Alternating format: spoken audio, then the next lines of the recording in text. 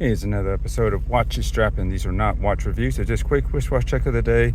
Strap of choice, usually something aftermarket, and today I'm off the factory bracelet off of this Longines Legend Diver 39 millimeters in blue.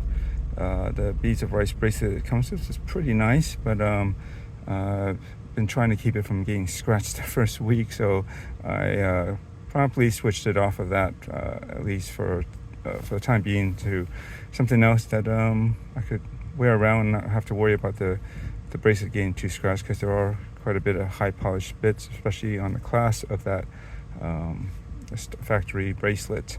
And yeah, at least if I can get by a little bit longer, having owned this not too long ago, got this, probably make me feel better than to instantly add scratches on the first week. Yeah, anyways, I have this on a Haveston Parade Strap. This is in, I'm going to have to correct myself in the title or the description of this video, but I believe it's Atlantic blue. Yeah, it's a nice blue. It's kind of subtle, subdued. It's not super saturated, which kind of works with this Longines, because the blue lacquer dial that they use, the tone of blue, is actually pretty subdued too. In some cases it almost looks slightly, has a bit of gray in it. I don't know, it's a nice color, and I think overall it matches pretty well. I mean, this does come with a if you didn't want it on the bracelet, you could get it on a NATO-style strap. It's dark blue, which would be a good match, I'm sure, with the watch, but I figured, it wasn't that much more for the bracelet. If anything, it's almost the same price.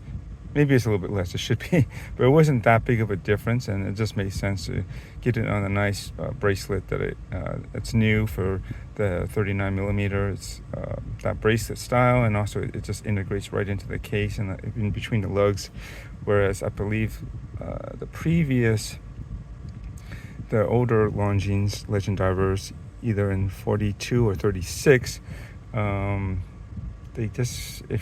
the only thing that they had as a bracelet was like a mesh style, and there's just straight end links, so they just go right into the case, which kind of has that old school look. But I always prefer a bracelet that would integrate straight into it, and this makes it a little bit more seamless. But in this case, I'm not on that, but I am on this NATO. It's a nice, almost seatbelt, I would say. I guess it's basically a seatbelt style strap. It's smooth, it's got a slight sheen to it, but it's very comfortable, and seems very well made, as most Haveston straps are.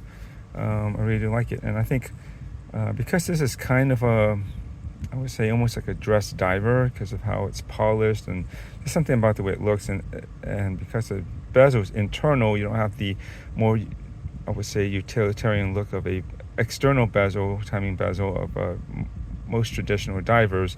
This just gives it more of a I guess it can be more of a dressier feel. And I think the Parade Strap in particular, the series has that seatbelt material, it has that slight bit of sheen to it, which kind of helps match up to the style of this watch. Although I think a regular NATO will work well if you want to make it more tooly, but I wanted something that's I guess slightly dressed up as far as NATOs go, and dive watches are. And just try to capture it from different angles. Works very well. Again, not sure if you know, but basically my wrist size is about 7 inches. And yeah, there we go. So that's about it. Thanks for watching, and enjoy your watches.